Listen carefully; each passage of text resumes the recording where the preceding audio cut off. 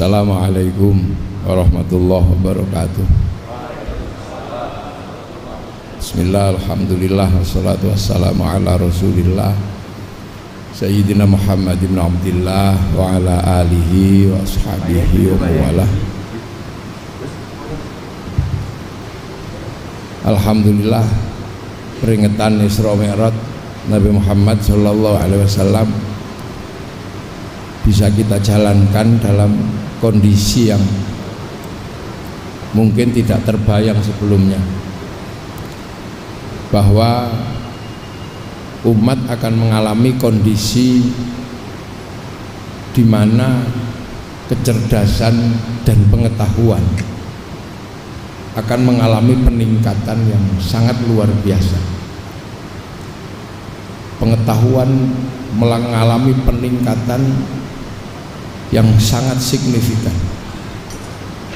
Kecerdasan manusia mengalami peningkatan yang luar biasa, sehingga melahirkan satu periode kehidupan yang disebut milenial. Dan milenial ini adalah mesin pembantai yang luar biasa terhadap hal-hal yang tadinya bersifat konvensional. Millennials killing everything. Milenial membunuh segalanya. Hal-hal yang bersifat konvensional habis dihajar sama milenial. Dulu orang menulis surat cinta oleh milenial, perangko dihabisi oleh video call. Pak Pos habis oleh WhatsApp. Perusahaan-perusahaan besar habis. Perusahaan taksi gulung tikar.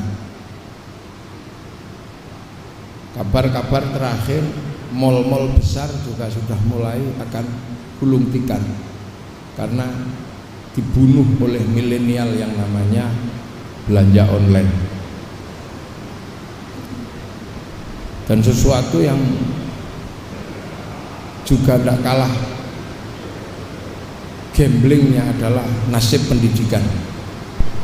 Di dunia milenial, seorang peserta didik bisa belajar tanpa harus mendatangi lembaga pendidikan. Ini adalah sebuah zaman yang percepatannya luar biasa. Nah, zaman ini sebenarnya adalah zaman yang berawal dari sebuah titik-titik yang sudah diberikan tanda oleh Allah. Titik-titik itu adalah satu titik yang akhirnya kemudian Rasulullah diperjalankan dari situ. Jadi titik-titik peradaban ini sudah ditandai oleh Allah. Maka perjalanan Isra Mi'raj Rasulullah sebenarnya adalah perjalanan melewati titik-titik peradaban yang sudah digambarkan oleh Allah. Apa? Yaitu titik minal masjidil haram ilal masjidil aqsa, yang dengan tegas disebutkan subhanalladzi asra bi 'abdihi lailan minal masjidil haram ilal masjidil aqsa alladzi barakna haulahu linuriyahu min ayatina innahu huwas sami'ul basir. Yang pertama disebut oleh Allah adalah Masjidil Haram. Masjidil Haram adalah sebuah sistem tanda yang sudah jauh sekali oleh Allah ditancapkan menjadi sebuah sistem tanda awal dengan disebut inna awwala baiti wudi'a lin-nasi lalladzi bi Bakkata mubarakah wa hudal lil alamin. Jadi rumah ibadah pertama, rumah pertama di muka bumi itu ya Masjidil Haram yang bertempat di Makkah. Kemudian tempat itu menjadi tempat yang barokah. Nah, barokah itu Allah yang akan mengukurnya. Karena itu tempat barokah, maka kemudian menjadi tempat yang Nabi Ibrahim menyandarkan seluruh keturunannya untuk berada di tempat itu, yang akhirnya disebut dalam Al-Quran ketika Nabi Ibrahim berdoa, Rabbana inni askantu min dzurriyyati biwadin ghairi dzi zar'in, tapi inda baitikal muharram, aku titipkan anak-anak turunanku pada tempat yang tidak ada apa-apa, tapi ini adalah baitikal muharram, awwala baiti wudi'a lin-nasi lalladzi bi Bakkata mubarakan. Artinya tempat ini adalah tempat yang sangat diberkahi. Maka karena itu tempat yang sangat diberkahi, walaupun ghairi dzi zar'in, tidak ada tanaman apapun, Nabi Ibrahim berani berdoa, Rabbana liyuqimus sholata waj'al afidatan minan nasi tahwi ilaihim warzuqhum minas tsamarati la'allahum yashkurun. Di tempat ini berdoa walaupun tidak ada apa-apa, menginginkan seluruh keturunannya adalah punya orang yang kuat dalam keyakinan untuk berpegang teguh kepada Allah, mau menjalankan sholat. Yang kedua, waj'al afidatan minan nasi tahwi ilaihim, hati manusia condong, punya rasa cinta terhadap tempat itu, padahal tidak ada apa-apa. Bagaimana mungkin tempat yang tidak ada apa-apa mampu menghasilkan hati yang condong ke tempat itu? Ini doa-doa yang sangat sulit dicerna oleh akal. Yang ketiga, warzuqhum minas tsamarat, minta rizki buah-buahan, padahal ghairi dzi zar'in, seluruh tsamarat itu pasti keluar dari syajarat. Akan tetapi berani berdoa tanpa syajarat, tanpa zar'in, minta tsamarat, warzuqhum minas tsamarat. Artinya bahwa keyakinan Nabi Ibrahim bahwa tempat ini diberkahi adalah sebuah keyakinan yang tidak hanya sebatas keyakinan, tapi uji material menempatkan keturunannya di tempat itu. Itu yang pertama. Dan akhirnya kemudian kita bisa melihat dari tempat itu lahirlah peradaban manusia, yang sampai akhirnya berangkat dari situ lahir peradaban Islam di seluruh dunia. Dan kita bisa lihat sekarang peradaban muslim di seluruh dunia semua berangkat dari awwala baiti wudi'a lin-nasi lalladzi bi Bakkata mubarakah. Negara-negara yang jauh, bahkan kita yang di tempat yang demikian jauh yang namanya Nusantara, kita akhirnya tahwi ilaihim, punya kecenderungan kepada Makkah. Makanya di sini bahkan nama masjid banyak yang nama-nama menggunakan nama-nama bahasa Arab. Anak-anak kecil di pondok-pondok diajari bahasa Arab. Ini artinya apa? Bahwa tempat yang dulu tidak ada apa-apa, ghairi dzi zar'in, mampu menjadi guidance manusia di seluruh dunia, wa hudal lil alamin.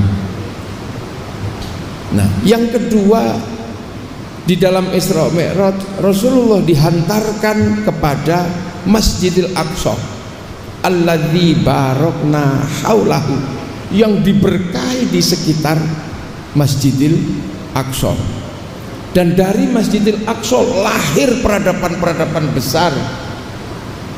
Peradaban dunia sekarang sebagian besar digerakkan oleh lahir dari Masjidil Aqsa. Suka tidak suka, Eropa digerakkan oleh peradaban yang beragama Yahudi dan Nasrani. Yahudi dan Nasrani membangun peradaban besar yang hari ini ada di Timur Tengah, ada di Eropa. Pusat agama Nasrani berangkat dari Masjidil Aqsa, walaupun sekarang pusat terbesarnya ada di Vatikan dengan pemimpin besarnya yang namanya Paus Dan dari tradisi Nasrani lahir ilmuwan-ilmuwan besar dunia yang sekarang mempengaruhi kehidupan manusia di muka bumi. Barokah Masjidil Aqsa bisa kita rasakan walaupun berangkat dari agama yang di dalam Al-Quran disebut sebagai agama Nasrani dan agama Yahudi. Suka tidak suka, peradaban-peradaban di Eropa hari ini yang kita bisa nikmati tumbuh dari tradisi keberagamaan Yahudi. Sistem perbankan dunia yang sekarang bisa kita nikmati, yang tadi memberikan bantuan kepada pondok-pondok pesantren, adalah sebuah sistem keuangan dunia yang bangkit dari peradaban orang-orang Yahudi ketika dia membangun sebuah bank yang dikenal dengan Bank Devisa New York, yang akhirnya mengontrol seluruh sistem keuangan dunia yang namanya Wall Street yang ada di Amerika. Artinya barokna haulahu, ada keberkahan di sekitar Masjidil Aqsa hari ini. Peradaban besar dunia bangkit dari sana. Kaum muslimin bisa pergi haji karena menaik pesawat terbang. Itu juga tumbuh dari peradaban yang dari Masjidil Aqsa. Orang-orang Yahudi, orang-orang Nasrani yang pinter-pinter di Timur Tengah mampu membuat teknologi pesawat terbang. Bahkan sekarang teknologi besar dunia tumbuh dari tradisi-tradisi yang awalnya berangkat dari Masjidil Aqsa alladzi barokna haulahu. Ini orang suka tidak suka. Nah, yang kaum muslimin berangkat dari sebuah tempat yang sangat kecil, yang tidak ada apa-apa, membangun peradaban dunia, dan sekarang bersinergi, saling ketemu, saling mengisi. Masjid yang dibangun oleh kaum muslimin diisi oleh tradisi jam yang tadinya berawal dari tradisi gereja, tradisi lonceng besar yang kemudian berubah menjadi kotak dikasih isi, dan sekarang kemudian berubah menjadi jam tangan yang pakai angka-angka, kemudian berubah menjadi huruf-huruf seiring dengan perkembangan zaman menjadi jam digital, dan jam itu masuk masjid. Bahkan hari ini apa yang dilakukan oleh manusia-manusia di muka bumi adalah manusia-manusia yang saling berbagi dan saling harus memahami. Makanya kemudian ketika perjalanan manusia dari awal manusia oleh Allah disebut waja'alnakum syu'uban wa qabaila lita'arufu, harus saling pengertian. Karena sekarang apa yang disebut barokah Masjidil Haram, barokah Masjidil Aqsa bertemu dalam dunia yang sama dan saling berbagi dan saling mengerti. Ini hari ini sampai akhirnya kemudian perjalanan hidup manusia menemukan sebuah zaman yang kemudian dikenal dengan zaman milenial yang percepatannya luar biasa. Bahkan manusia mampu membuktikan keampuhan dan kekuatannya, yang ketika malaikat pertama kali ketika manusia mau dibikin, malaikat sempat komplain, ataj'alu fiha may yufsidu fiha wa yasfikud dima, apakah engkau akan menciptakan makhluk yang senangannya merusak dan menumpahkan darah? Karena malaikat ini statis, malaikat melihat bahwa dunia itu harus berjalan sesuai dengan awalnya. Bambu ketika tumbuh harus mati sebagai bambu. Ketika hutan dibikin oleh Allah harus berakhir sebagai hutan. Tapi tidak bisa ketika ketemu manusia, karena manusia pasti merusak hutan. Karena kalau bikin rumah dari kayu pasti menebang pohon. Dalam pandangan malaikat itu merusak, tapi dalam pandangan kehidupan itu adalah bagian dari simbiosis yang tidak mungkin bisa ditiadakan. Manusia pasti akan merusak rumahnya yuyu, rumahnya apa? Yuyu itu apa bahasa Indonesianya? Rumahnya kepiting pasti akan merusak ketika mau bikin lapangan sepak bola, pasti menutup rumah yuyu itu. Manusia kalau mau bikin rumah pasti akan merusak gunung-gunung, karena manusia bikin rumah dari batu.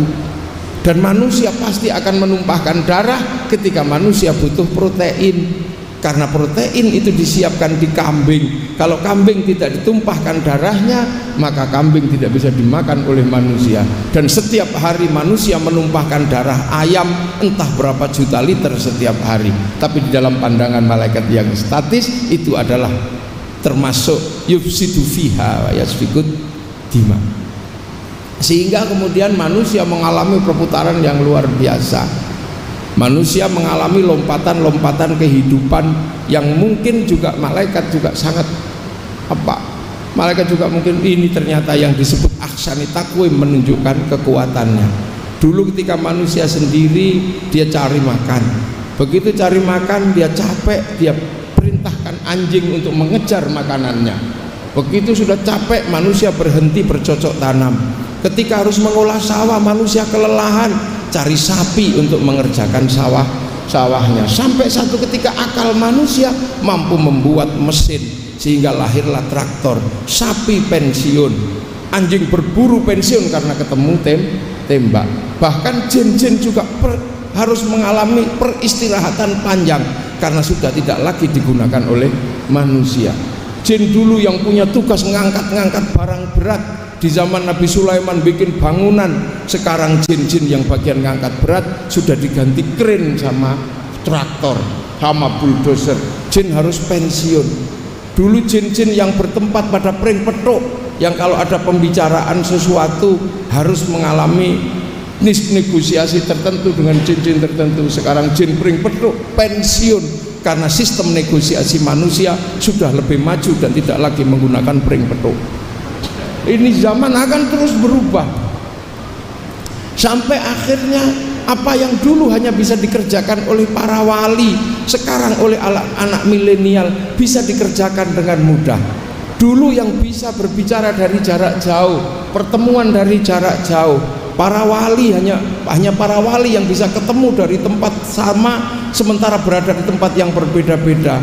Wali Songo bisa rapat di Pamijahan padahal para wali berada di rumahnya masing-masing. Sekarang yang penting punya kuota, bisa melakukan rapat dari jarak jauh. Dan ini zaman ini melakukan pergeseran yang luar biasa.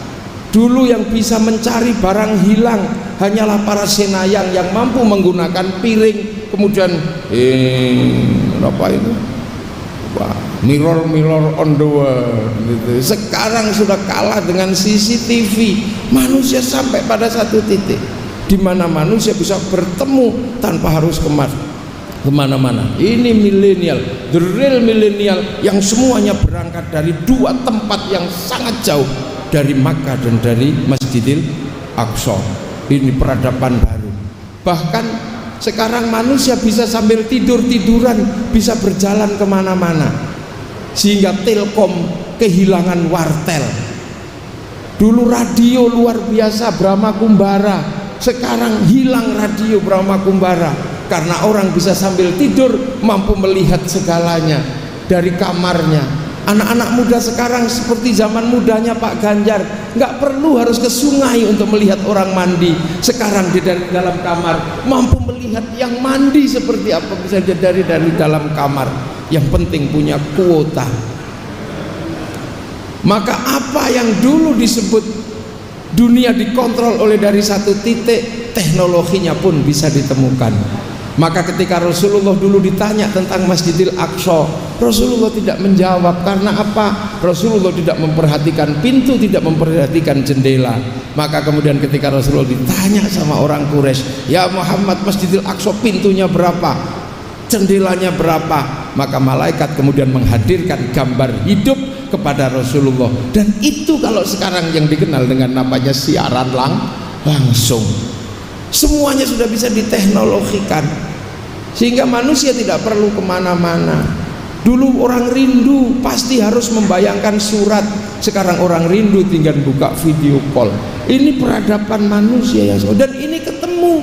Yang menyiapkan video call adalah WhatsApp, yang menyiapkan ketemu dengan orang-orang lain adalah Facebook. Dan Facebook serta WhatsApp miliknya Kun sama miliknya Mark Zuckerberg yang beragama, yang bersumber dari Masjidil Aqsa alladzi barokna haulahu.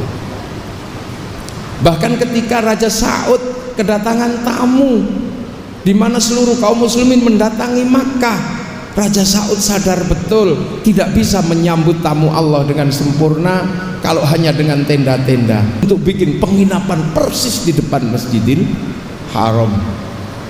Ketika orang-orang pergi haji minum air zam-zam, kurang dingin, kurang enak. Pemerintah Saud memanggil Pepsi, memanggil Coca-Cola, memanggil Sprite.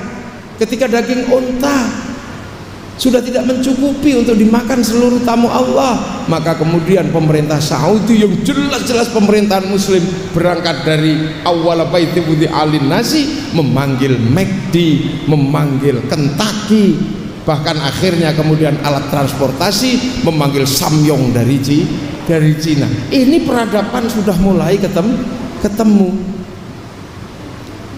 Tidak harus kemana-mana, orang bisa ketemu. Tidak harus ke Afrika, orang bisa melihat Afrika, cukup di dalam kamar. Makanya sesungguhnya ketika ada corona, di mana sebuah penyakit yang menghantui seluruh dunia ini terjadi, sesungguhnya corona tidak lain dan tidak bukan adalah finishing touch peradaban milenial. Orang tidak boleh ketemu karena corona, itu sudah bisa difasilitasi oleh Facebook. Orang tidak harus kemana-mana, ketika jalan bertanya sama orang sudah bisa diwakili oleh Google Map. Orang tidak harus kemana-mana beli makanan, bisa diwakili oleh Gojek, diwakili oleh GoFood. Orang tidak harus kemana-mana merindukan pacarnya, tidak perlu apel, cukup dengan membuka video call. Artinya kehidupan manusia dengan social distansi sudah diwakili oleh peradaban modern yang namanya milenial. Dan percepatan manusia luar biasa. Dulu untuk sampai ke Afrika butuh waktu mungkin 11 bulan. Orang pergi haji sampai ke Mekah butuh waktu 7 bulan. Orang pergi dari Makkah ke Madinah butuh waktu 3-4 hari. Sehingga ketika terjadi wabah di sebuah tempat, virusnya mati ketika bergerak ke tempat lain karena jauh. Virus yang hidup selama 24 jam sekalipun akan mati ketika dibawa oleh orang dari Surabaya ke Jogja, karena jalan kaki dari Surabaya ke Semarang. Tapi sekarang virus tidak akan pernah mati karena manusia lebih cepat daripada kehidupan virus. Virus corona di tempat lembab bisa hidup selama 36 jam. Akan tetapi manusia bisa menempuh dari Jakarta ke Makkah dalam waktu 9 jam. Maka ketika ada virus yang menempel sampai di Makkah, dia belum mati. Berada di ruang panas 4 jam. Surabaya Jogja pesawat cuma 1 jam. Surabaya Semarang 1 jam. Semarang Jakarta cuma 1 jam seperempat. Artinya virus itu belum mati. Maka dengan nalar manusia yang bergerak demikian cepat, maka ketika virus menjadi internasional, maka itu juga bukan sesuatu yang aneh. Jadi yang sekarang transnasional bukan cuman peradaban. Orang sepak bola di sini bisa langsung dilihat di Afrika. Maka jangan heran ketika transnasional pengetahuan, transnasional peradaban, transnasional informasi, maka jangan heran kalau kemudian ada virus yang berskala transnasional. Ini yang kadang kita nggak bisa terima. Itu tadi yang disurvei oleh Pak Ganjar adalah orang-orang yang ketutup transnasional tapi pikirannya regional. Jadi seolah-olah virus ini adalah sesuatu yang bersifat regional. Makanya tidak heran kalau kemudian ketika ada vaksinasi, dia juga tetap berpikir ini regional. Kita ini sebentar lagi dunia akan sambat sama WHO. Ketika hari ini WHO sudah tidak lagi bisa mengkontrol vaksin. Kenapa? Hanya negara-negara kaya yang diutamakan oleh pabrik-pabrik vaksin, sementara negara-negara miskin nggak kebagian. Maka sesungguhnya berbahagialah Indonesia kebagian vaksin, karena negara produsen sendiri juga butuh vaksin. Dan ini fenomena dunia.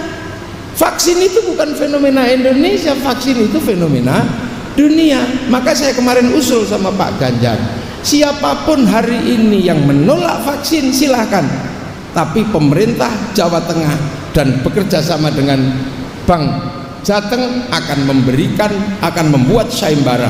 Siapapun yang paling kuat punya argumen untuk menolak vaksin akan diambil 10 orang, tapi dia juga harus menolak vaksin secara tegas bahwa dia tidak mau divaksin.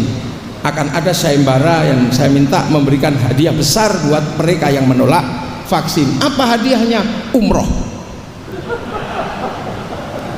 Silahkan tolak vaksin sehebat apapun dengan argumentasi apapun, tapi kasih hadiah umroh.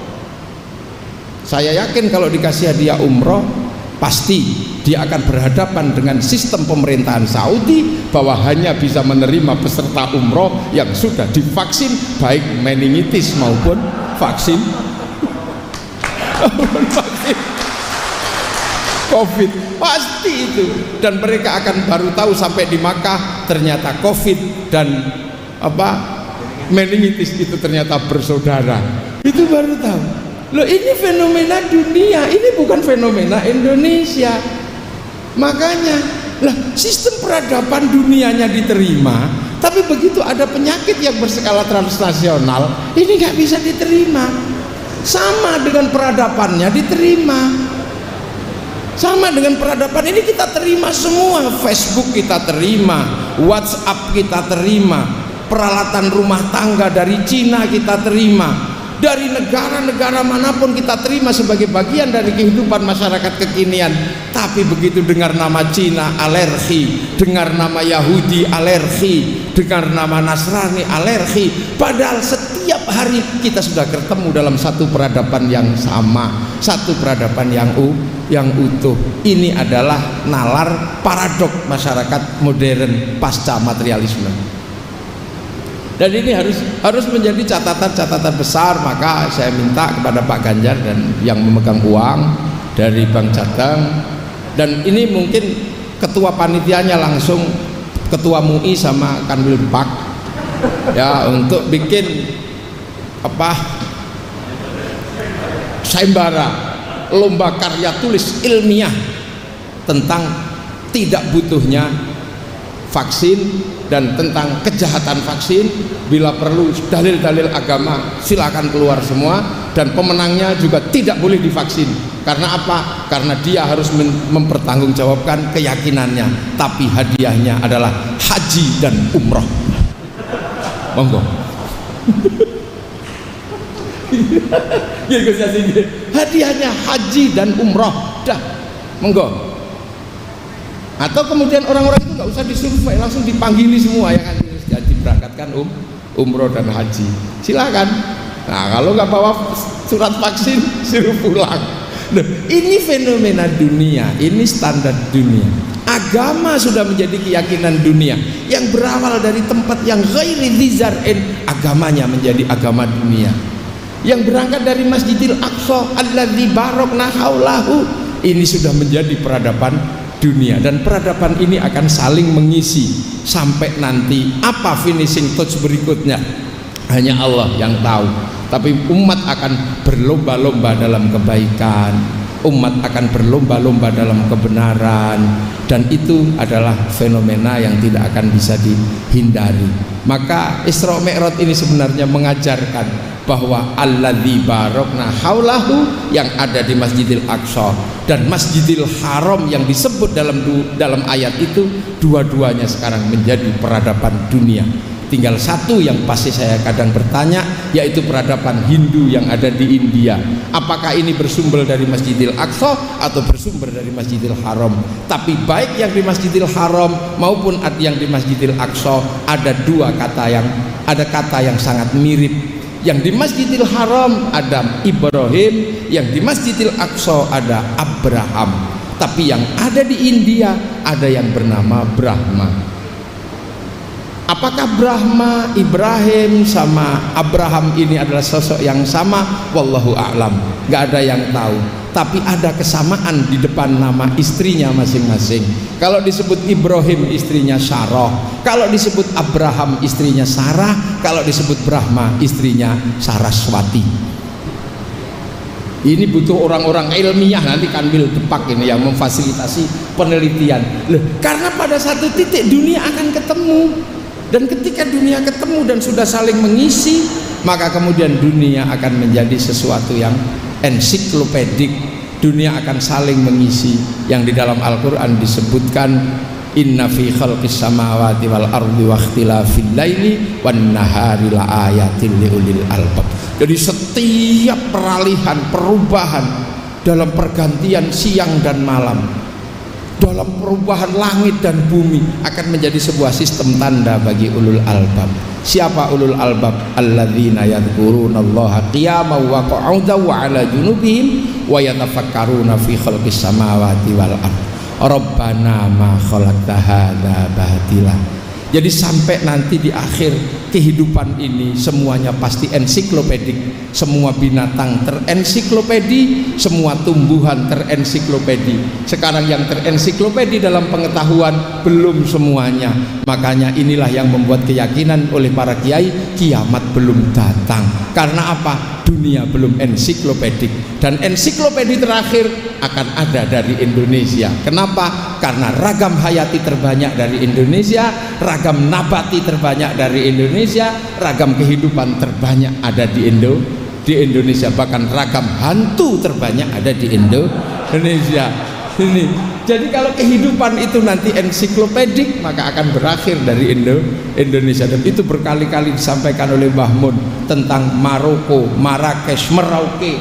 Itu berkali-kali Mbah Mun menyampaikan itu apanya Gus Yazid. Jadi ensiklopedik kehidupan terakhir itu nanti ada dari Indonesia. Ensiklopedi nyamuk terbanyak di Indonesia, ensiklopedi bambu terbanyak di Indonesia. Sementara dunia dijanjikan akan akhirnya ada ketika Rabbana ma khalaqta hadza batila. Ya Allah, tidak ada yang sia-sia. Sekarang yang ketahuan baru jeruk, yang ketahuan baru kunyit, tumbuhan yang lain terakhir ketahuan apa ensiklopedinya porang. Tapi jangan ikut-ikutan makan porang. Kenapa? Karena porang nggak bisa dimakan mentah. Artinya kalau jadi bahan olahan tetap lebih baik nasi daripada porang. Karena nasi dimakan mentah bisa tidak beracun. Dulu kita punya minyak kelapa diganti dengan minyak sawit, tetap lebih bagus minyak kelapa. Sebab apa? Sawit tidak bisa dimakan mentah, sementara kelapa bisa dimakan mentah. Artinya kelapa akan tetap lebih baik daripada minyak sawit. Ini pasti nanti akan kembali kepada minyak sawit. Nah itu maka sekarang itu perjalanan Aqsa dan perjalanan Masjidil Haram sudah sampai pada satu titik, ada yang mundur, ada yang ini biasa. Makanya kita melihat fenomena benturan-benturan ini karena banyak yang mundur. Ini situasi syariat adalah jalan besar, semua orang harus berjalan menuju akhir dengan Al-Quran, dengan sunnah, dengan ijtihad. Yang nggak punya kemampuan dengan taklid. Tapi ada yang tidak mau itu, tapi kembali langsung pada Quran dan Sunnah. Ibaratnya orang berjalan ke sana, lantas ada yang mundur, pasti terjadi tabrakan-tabrakan di tengah jalan. Makanya bagi yang tidak punya sangu, nggak usah kembali pada Quran dan Sunnah langsung, cukup taklid. Ibarat orang nggak punya uang, gandul truk untuk sampai di perjalanan terakhir. Jadi hikmah Islam ini ketemu ini semua. Makanya sudahlah, nggak ada masalah sekarang. Kita ini berada dalam situasi ini. Yang divaksin itu bukan cuma orang Indonesia, seluruh dunia divaksin. Orang-orang Al-Azhar divaksin, Raja Salman divaksin, presiden yang disebut paling Yahudi juga divaksin, presiden yang disebut paling teroris juga divaksin.